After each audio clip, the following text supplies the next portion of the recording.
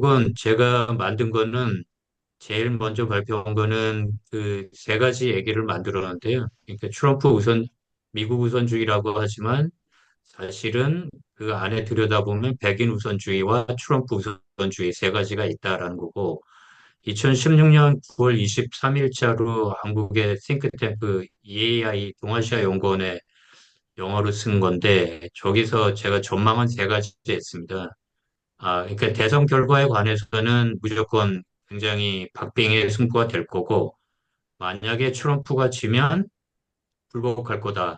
저는 그때도 불복할 거라고 생각했고요. 근데 이겨서 안 했고, 미국 대외정책관에서는 세 가지 얘기를 했습니다. 과감하게 질렀는데요. 자유무역은 끝났다. 대규모 군사 개입은 더 이상 없다. 미국 민주주의 망했다.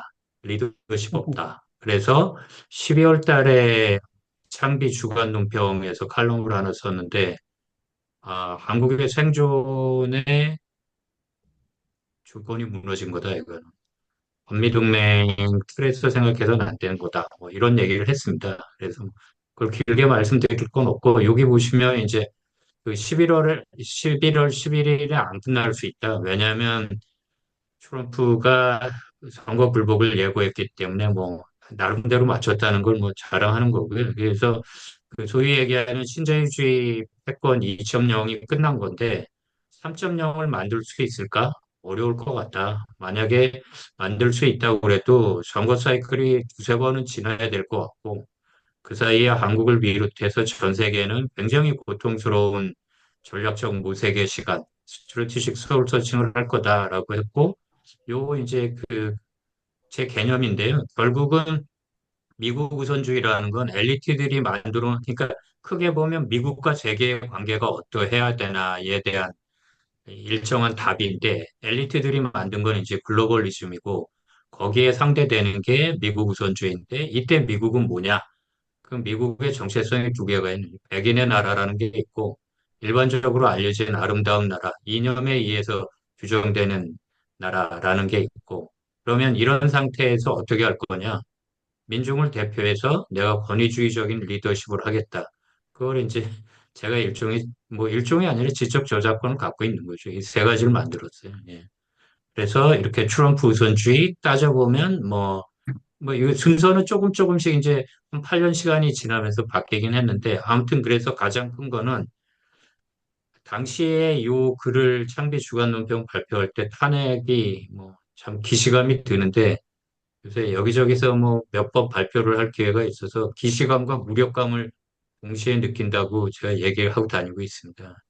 이때부터 동맹의 기조, 가치의 기조, 경제의 기조 끝났다라고 얘기를 했는데 뭐 동맹의 틀에서 벗어나고 있지 못하기 때문에 특히 한미 경중 안 될 것 같다. 예.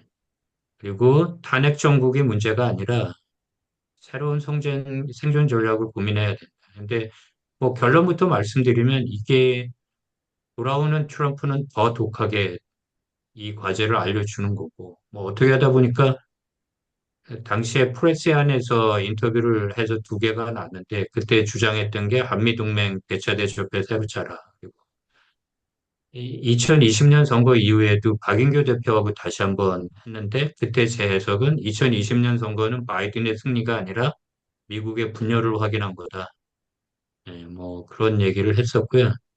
그리고 바이든은 결국은 그 미국 우선주의는 저는 이제 두 가지로 보는데 경제적인 민족주의하고 일방주의. 그러니까 미국 우선주의 아메리카 페스트 커미티에서 온 거기 때문에 가장 큰 거는 그 아메리카 페스트 커미티는 2차 세계대전에 참전을 반대하는 사람들이 한 거예요. 비개입주의니까. 뭐 그런 여러 가지가 다 섞여 있는 건데 트럼프가 한 중국에 대한 관세를 다 승계하고 그 신자유주의를 폐기하고 러스트벨트를 장악하지 않으면 일단 권력을 잡을 수 없기 때문에 권력을 잡지 못하면 뭐 대외 정책이고 국내 정책이 아무것도 못하는 거니까 바이든도 실질적으로 미국 우선주의를 굉장히 체계적으로 한 것 불가하다. 그리고 그 사이에 뭐 저도 몇십 년 하다 보니까 뭐 말을 몇 개 만들어 보자. 그래서 미국 우선주의, 백인 우선주의, 트럼프 우선주의도 만들었고 최근에는 미국에 관해서도 세 개를 만들었습니다. 창비에 뭐 글을 쓸 기회가 몇 번 있어서 아름다운 미국, 혼란할 때 혼미스러운 미국, 그러니까 DSA라고 미국 사람들이 쓰는 Disunited 한 거. 그리고 하나는 오지 않은 미국인데 이거는 이제 미국 주류의 변명. 뭐 분명히 우리의 이상하고 현실은 항상 차이가 있었다. 그렇지만 우리는 이상을 실현하기 위해 항상 노력해왔고 미래에 뭐 이게 변명이라고 생각하는데 아무튼 최근에는 그 혼종위기라는 그러니까 폴리크라이시스 다중위기를 이제 제식으로 해석해서 여기서 보면 일단은 그 혼종위기라는 개념으로 설명을 하고 있습니다. 일단 거리, 패권은 부재한 거고 근대적인 뭐 지정학의 부활, 뭐 신냉전 이런 거 다 아니다. 인간과 자연의 관계가 급격하게 변했고 인간과 비인간, 기계의 관계가 변화했기 때문에 이게 문명사적 전환을 요구하는 것이라 신냉전 정도 수준으로 신냉전도 아니고 그건 그냥 미국의 대중국 봉쇄 정책의 프로파간다일 뿐이다. 그런 게 제 생각입니다. 예. 뭐 그리고 이번은 역시 이제 트럼프 정치적인 내전이기 때문에 이번 9월 3일자로 올해 나갔는데 그래서 이때 제 예측은 뭐 그 이후에 계속 제 예측은 해리스가 이기는 건 생각해 본 적 없고요. 저는 트럼프가 무조건 이긴다고는 생각했는데 미국 여론조사가 하도 박빙이라고 그래서 저도 박빙으로 이길 거다. 뭐 그래서 농담으로는 점으로 이길 거다. 이렇게 얘기를 했었습니다. 그리고 이제 지난주 목요일에 국회 가서 발표를 했는데 저 민들레라는 언론 인터넷 뭐 시민 언론에 김진우 씨가 인터뷰를 하자고 그래서 그날 꽤 피곤했어요. 말 많이 하고 바로 가서 해가지고 두 개가 나와서 아까 오후에 김기봉 선생님한테 이걸 드렸으니까 한번 보시면 제 생각은 뭐 가장 최근 제 생각이 잘 김진호 씨가 너무 정리를 잘 해주셨습니다. 그러면 보시면 결국 트럼프가 이겼는데 반대로 바이든이 졌죠. 그러니까 바이든이 만들려고 했던 미국의 귀환이 좌초된 겁니다. 그러니까 산업 정책을 썼는데 그 산업 정책이 채 결실을 맺기 전에 현실적인 경제 문제에 의해서 날아간 거고요. 지난 대선을 불복한 대통령이 화려하게 귀환했기 때문에 사법 기소는 다 끝났다고 봐야 되고, 그럼 결국은 대내외적으로 아름다운 미국의 아름다운 자유주의 패권은 다시는 돌아오지 않을 거다라는 게 제 생각입니다. 그리고 결국은 트라이팩타니까 경합주만 이긴 게 아니라 전국을 이겼고요. 예, 저는 이제 점으로 이긴다고 그래서 며칠 전 하루 이틀 전까지만 해도 일반 유권자 득표가 50.5%여서 점오까지 맞췄다. 뭐 그냥 그런 식으로 농담을 했는데 예, 오늘 저녁에 보니까 50.2%입니다. 일본 유권자 2% 차이가 났어요. 48.2%하고 2%. 예, 하원도 드디어 넘어왔고요. 예, 뭐 이건 다 아시는 거니까. 그런데 그냥 몇 가지만 보여드리면 이 오바마 때서부터 보면 간단하게 보면 조금 길게 선거 사이클을 몇 개, 이번 선거만 아니라 길게 오바마의 연합이 깨진 거고요. 오바마의 연합이 이 중부 러스트벨트에서 깨지면서 트럼프가 당선됐는데 그때는 미국의 정치적인 균열선을 도농 균열로 봤거든요. 어번 루럴 디바이드 이렇게 봤는데 최근에는 가장 큰 게 디플로마, 에듀케이션 디바이드라고 하니까 미국 전 지역에서 처음에는 한쪽 지역만 뚫렸는데 지금 계급 문제가 되고 그리고 가장 크게 얼마나 많이 바뀌었나 하는 거면 요 이제 색깔을 보시면 알 수 있는 거고 맞았습니다. 그러니까 굉장히 어려워요.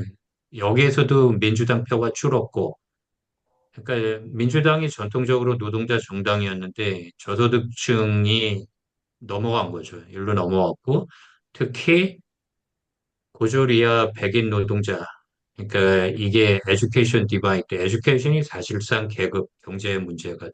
그러니까 YT에서도 이게 조금 줄기는 했지만 이게 바뀐 거죠. 노동자 정당하고 이 부자 정당이 바뀌는 뭐 여러 가지 보는데 뭐 블랙도 줄었고 히스패닉 줄었고 뭐 모든 계층에서 전 지역적으로 다 망했습니다. 예.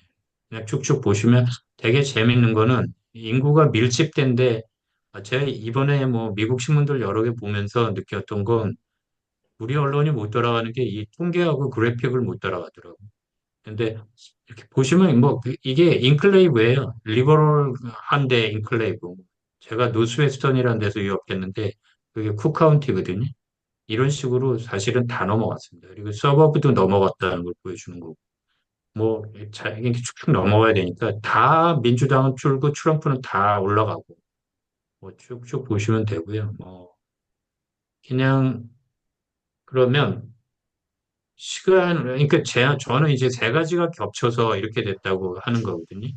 그러니까 가장 가깝게는 해리스가 과연 이게 선거가 끝나고 난 다음에 전체 유권자 득표에서 2% 차이거든요.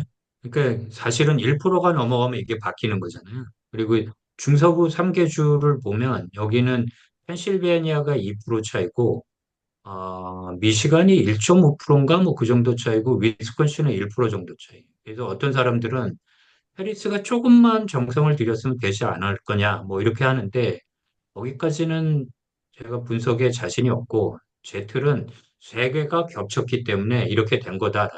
가장 큰 거는 2016년의 구도, 체제의 구조적인 결함이 있는데 그것과 트럼프 개인의 흠결이 대결을 한 거예요. 그래서 힐러리 클린턴은 특히 할리우드 액세스 테이프라고 뭐 사실은 뭐 저도 입에 담지 못할 그런 얘기가 나온 거죠. 예.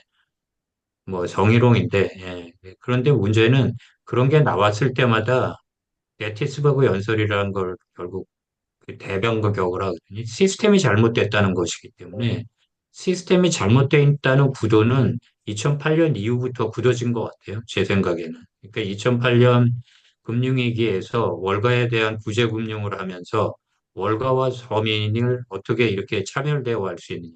세금 다 내고 우리는 할 거 다 했는데 저 억만장자, 백만장자 쟤네들은 파이낸서들은 어떻게 구제금융을 해주고 나는 직장 있고 집 날라가고 예.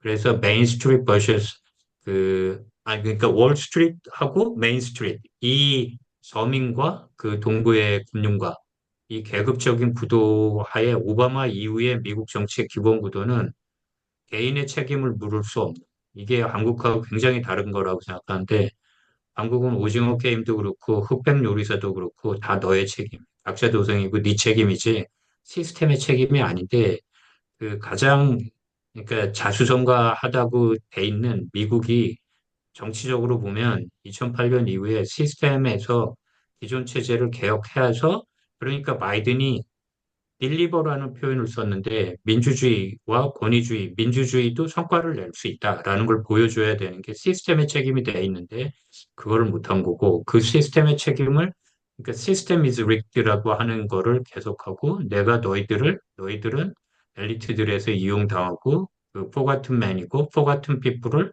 내가 대변한다. 그래서 I'm your voice. 이 구도가 역설적이지만 4년을 집권을 했는데도 사법기소에서 완전히 재밌는 표현이더라고요. 다 뭐 저야 집에서 미국 신문 보고 하는 건데 정치적인 순교자를 만들었다는 표현이 대단히 인상적이었습니다. 그래서 기소를 때릴 때마다 모금이 올라가고 생환을 한 거예요. 두 번째는 이제 코로나 대선인데 조금 크게 보면 제가 곤종위기라고 하는 거는 코로나와 뭐 기후위기, 인종위기, 경제위기가 이렇게 착종되는 것. 그래서 그 착종되면서 각각의 영역에 있던 기준, 표준도 무너지고 경계도 무너지고 뭐 대표적인 게 경제 안보 같은 거죠. 경제의 기준이 있고 시장은 이렇게 작동하고 안보는 이렇게 작동하는 건데 이걸 섞어 놓으니까 어디까지 디리스킹을 하고 어디까지 디커플링을 할지 지금 표준이 전혀 없는 그람시적인 개념의 이제 헤게모니가 전혀 없는 상태인데 이번 선거에서 가장 컸던 건 결국은 인플레 문제잖아요. 근데 인플레 때문에 트럼프가 졌다고 생각하고요. 인플레가 없었으면 트럼프가 랜드슬라이드까지는 모르지만 넉넉하게 이겼다고 저는 생각합니다. 근데 결국은 그 트럼프가 코로나 대응을 워낙 못하면서 여기서 빅테크를 처음에는 그 그러니까 21년 뭐 2월, 3월 이때부터 본격적으로 코로나 전국이 된 거니까요. 아무튼 이게 성공의 실패라는 게 있었던 것 같아요. 그러니까 코로나 상대가 무너져 버린 거거든요. 상대가 무너져 버렸기 때문에 빅텐트를 만들고 당시에 BLM 흑인 목숨은 소중하다 인종차별에 대한 시위도 있었고 이 과정에서 일종의 진보가 조금 너무 나간 그래서 경찰에 대한 예산을 완전히 끊자. 그래서 디펀드 폴리스인데 2020년 선거에서 그 상원하고 대통령은 민주당이 가져왔지만 하원을 잃거든요. 근데 하원을 잃은 데 대해서 이제 민주당 쪽에 나중에 백서 부검이라고 하는데 그 가장 큰 게 이 디펀드 폴리스였다는 거예요. 그리고 그러니까 이게 너무 넉넉하게 이겨서 이게 약간 그러면서 중도층의 반발이 있었고 그다음에 중간 선거에서 예상외로 선전하면서 바이든이 차세대 정치인들에게 교량 역할을 하게 다리가 되고 자기는 재선을 안 하겠다는데 재선을 한 거고 정말 해리스 캠프 입장에서는 시간 뭐 100일, 채 100일이 안 되는 시간을 남겨놓고 바톤을 넘겨주는 그래서 그 성공 오만함이 하나 있었고 인플레는 구체적으로 재정 지출이 많아진 건데 그러니까 인플레에 저 코로나에 대응하면서 근데 이게 혼종 위기니까 잘 보면 코로나가 완전히 가시지 않은 상태에서 두 가지를 한 거죠. 그러니까 우크라이나 전쟁이 벌어졌고, 그다음에 빌드백 베러라고 원래 산업 정책을 밀어붙이려고 했는데, 그게 21년에는 통과를 못 시키고, 22년 여름에 통과가 됐거든요. 22년 2월 달에 푸틴이 우크라이나를 침공하기 때문에, 그러니까 원래부터 집권하자마자 풀어놓은 돈에다가 우크라이나 전쟁 때문에 이 서플라이 체인이 또 망가지는 데다가 네. 그 다음에 또 산업 정책을 때리니까 이게 돈이 왕창 풀려서 23년에 가면 인플레가 최고조예요. 그래서 결국은 그 다음에 또 하나는 불법 이민자인데 이것도 아니죠. 인플레가 아니라 그 코로나하고 영향이 있다고 생각합니다. 그러니까 타이틀 42라는 긴급 조치를 할 수 있는 걸로 국경을 완전히 폐쇄해 버렸거든요. 트럼프가. 근데 그에 따른 여러 가지 비인도적인 문제가 있어서 우리가 이렇게 심하게 시행은 하지 않겠다. 그러니까 미국에 오려고 하는 사람들 입장에서는 국경이 개방된 거예요. 그래서 이것도 코로나나 혼종 위기라고 보고 결국 마지막으로는 두 사람 가장 좋게 하면 예, 트럼프는 계속 실정에 대한 심판을 하고 조금 크게는 이 잘못된 구조 전체를 내가 고치겠다라는 얘기를 한 거고 해리스 쪽은 바이든 쪽은 민주주의의 적이다라는 얘기를 하다가 잠시 그거보다는 조금 긍정적인 톤을 했다 결국 마지막에 밀리니까 파시스트다 이렇게 나가버렸거든요. 그러니까 전망 투표하고 회고 심판 투표가 엇갈렸던 것 같아요. 그러니까 결국은 이 당장의 실정이 훨씬 컸던 거죠. 그리고 저는 개인적으로 해리스가 전혀 정치인의 자질이 없는 사람이라는 게 제 개인적인 판단입니다. 네, 뭐 그 얘기를 길게 할 건 아닌 것 같고요. 보시면 하나로 진 겁니다. 그러니까 권영길 씨가 옛날에 했던 살림살이 나아지셨습니까인데 요거는 제가 그 매일 PBS 뉴스를 보는데요. PBS 뉴스에서 선거 직전에 4일날 이제 해리스 캠프, 해리스 진영하고 트럼프 진영하고 마지막 유세에 대한 리포트를 이렇게 따더라고요. 근데 트럼프 진영 리포트의 첫 번째가 요 부분입니다. 그래서 뭐라고 하냐면 아주 간단한 질문으로 시작하자.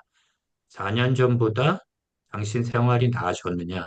자막에 있는 것처럼 better, 닭살. 이 질문 하나로 끝난 것 같습니다. 제 생각은. 그리고 이제 이게 뭐 마가 얘기를 하는 거죠. 그리고 마가 얘기를 하는데 딥스테이트를 날리고 있다고 생각합니다. 지금.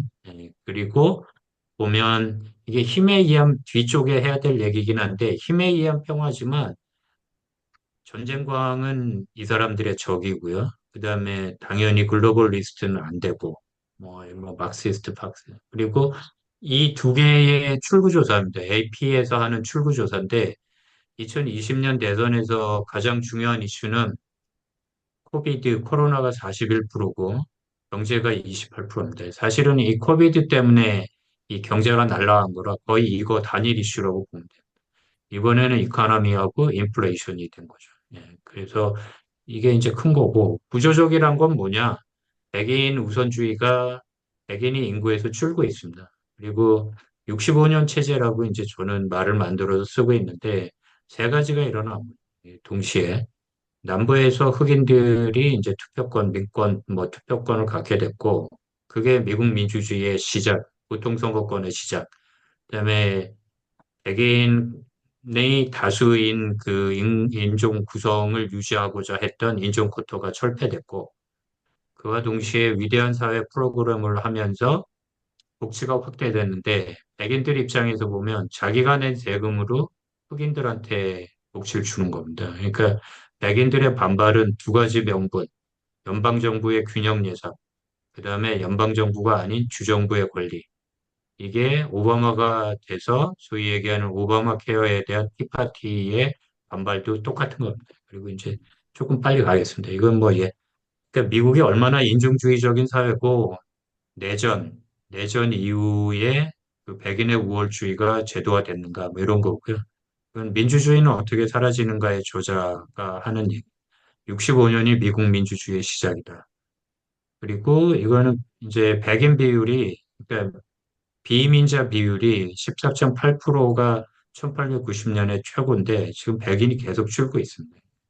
그리고 그 백인이 줄고 있는 데 대한 그러니까 보수층의 실존적인 우려가 있습니다. 그래서 이 그래프가 그걸 막 보여주는 거거든요. 이게 14.5, 15%고 미국이 이 15% 선에 있었을 때 이민의 나라지만 이민으로 인한 사회적인, 정치적인, 경제적인 갈등을 해결해 본 적은 없습니다.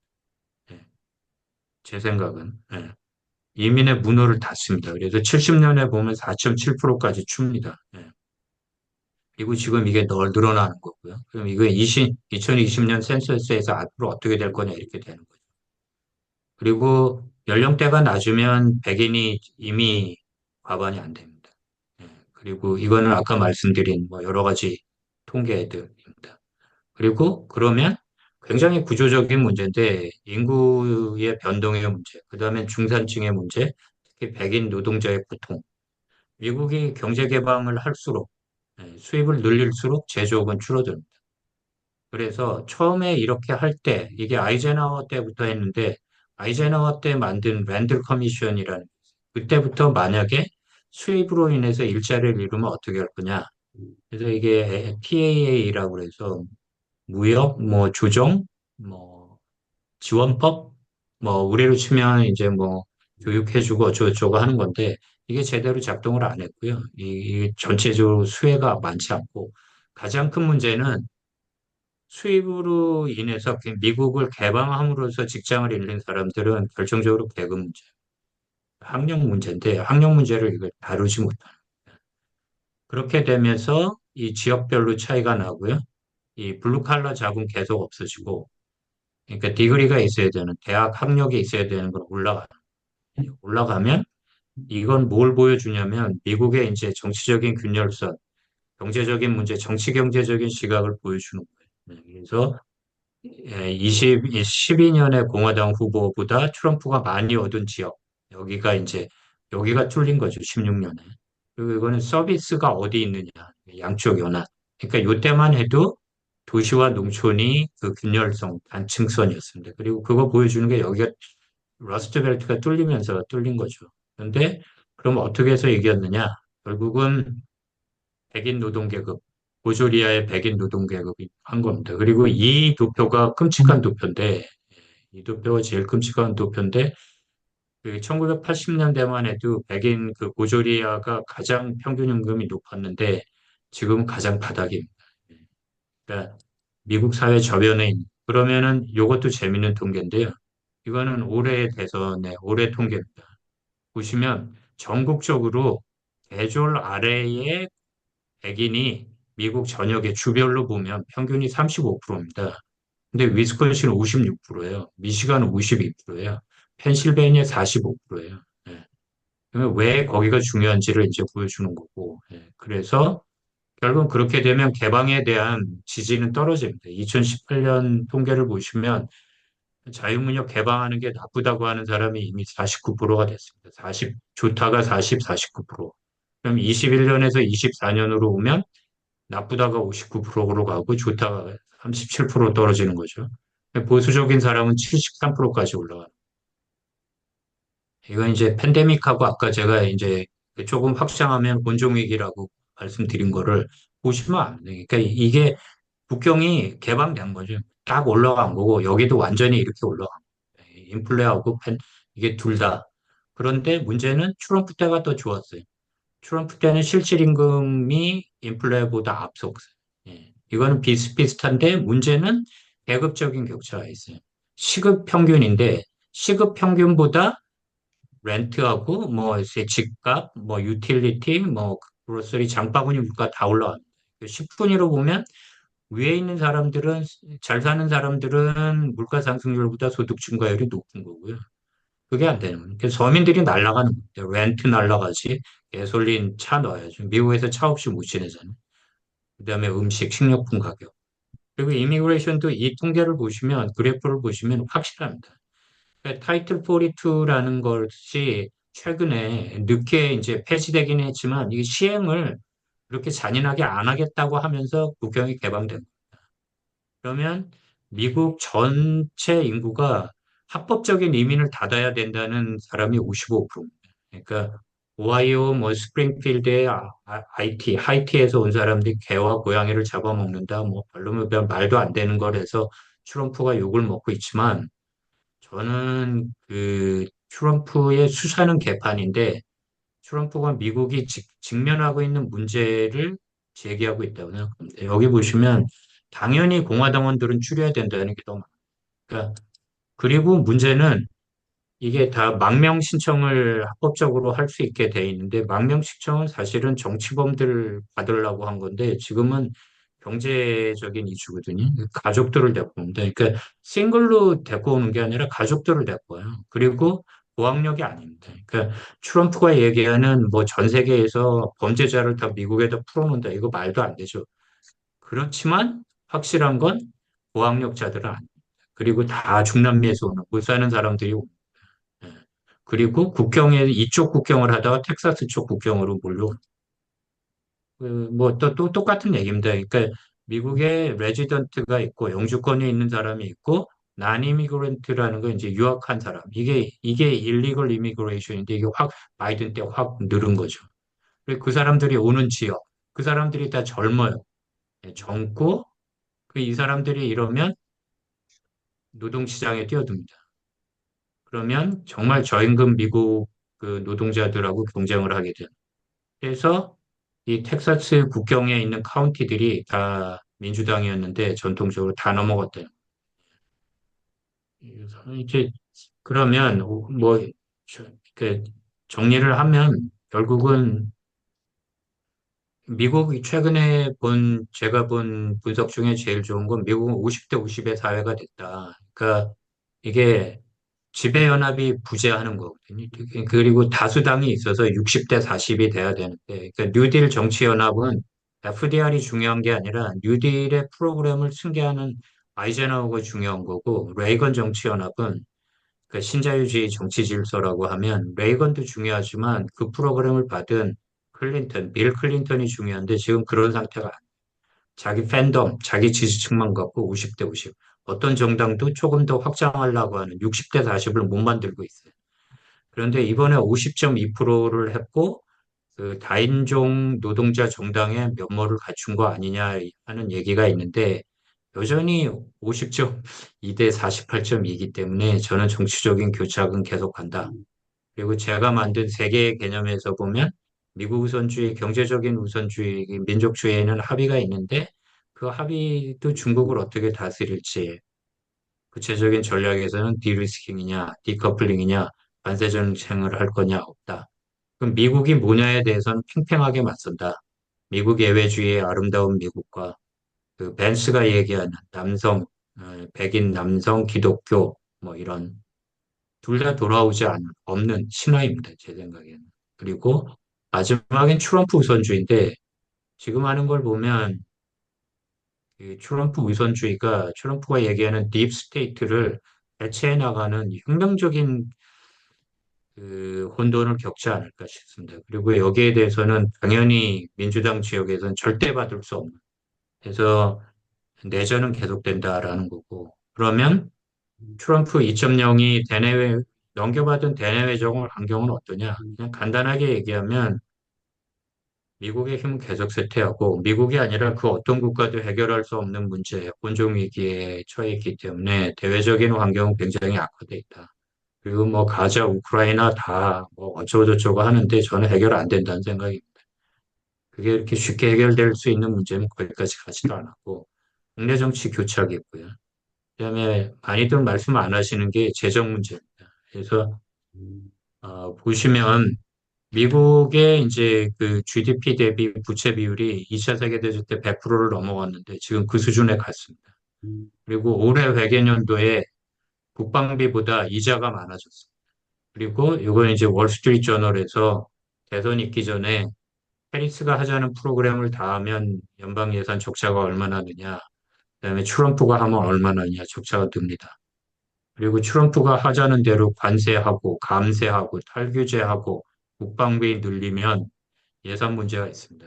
그리고 대외 정책은 간단간단하게 하면 뭐 다 아시는 거니까 이제 불확실합니다. 뭐 거래 협상이고 이 그러니까 관세가 저는 그 신자유주의 지구화는 둘 다 포기했는데 민주당하고 공화당이 다 포기했는데 민주당 주류는 어떤 식으로 갔냐면 전지구적으로 자유주의 패권을 하는 게 아니라 민주주의 권위주의 낮춰서 그 FDR 냉전 초기 비슷하게 냉전이지만 다자주의 브레튼 우즈가 있는 이런 정도로 일단 영역을 축소하고 그다음에 산업 정책을 적극적으로 받아들이는 노선으로 선회했다고 생각하고요.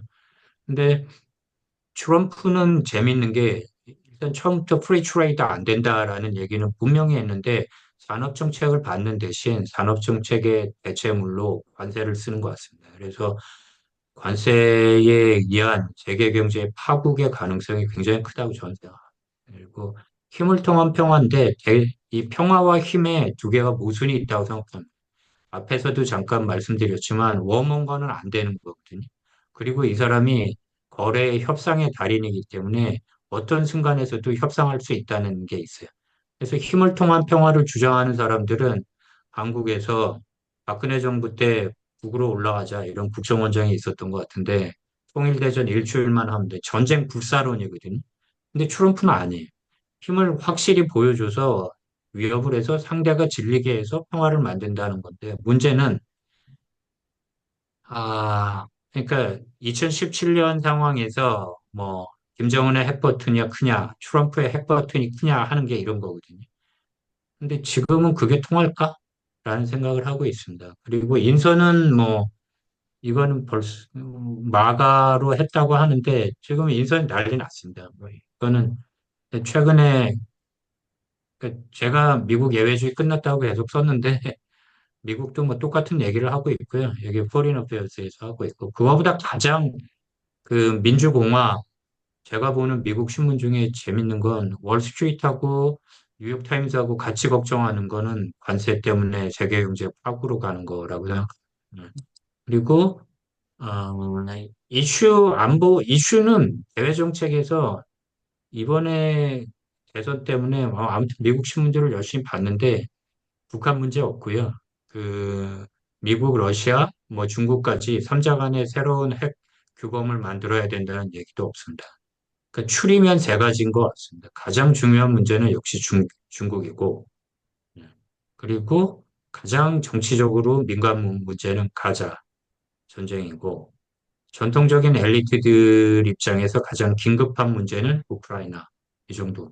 예. 그리고 경제는 마가를 밀어붙일 것 같고요. 이건 라이트하우저가 쓴 책입니다. 프리 트레이드 안 한다라는 거고 최근에는 이제 그 무역 대표부를 다시 만드는 게 아니라 관세하고 뭐그 백악관 안에다가 지금 머스크를 그 뭐 효율성 장관시키는 것처럼 아예 그 상원의 인준이 비준이 필요 없는 걸로 짜르를 만들겠다는 얘기를 하는 것 같아요. 그래서 짜르를 해서 재무부, 뭐 무역대표부, 상무부를 다 통괄하는 경제 전쟁을 하겠다라는 거고, 요 마지막에 있는 이 파이낸셜 타임즈에 났던 칼럼이 동맹들 전 세계에다 대구하는 겁니다. 우리가 이런 식으로 경제적인 보호주의 한다고 뭐라고 하지 마라.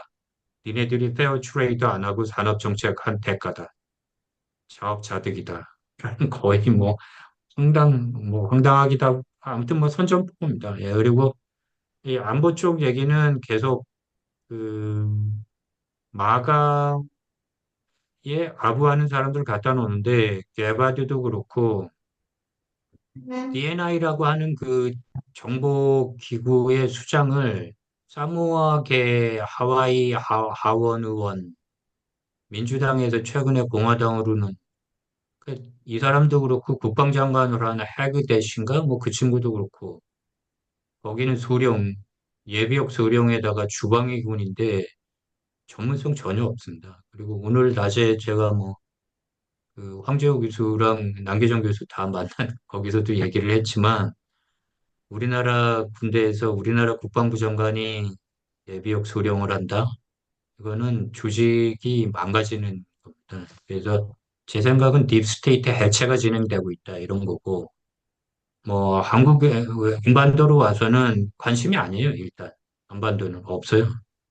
그리고 윤석열 가치가 아니니까 그러니까 미국 우선주의라고 할 때 동맹이 우리를 등쳐먹은 걸 다 받아내겠다라는 게 미국 우선주의이기 때문에 가치 없죠. 예, 이념 위주로 하는 게 아니니까 윤석열 외교의 기반은 무너졌다고 보고요.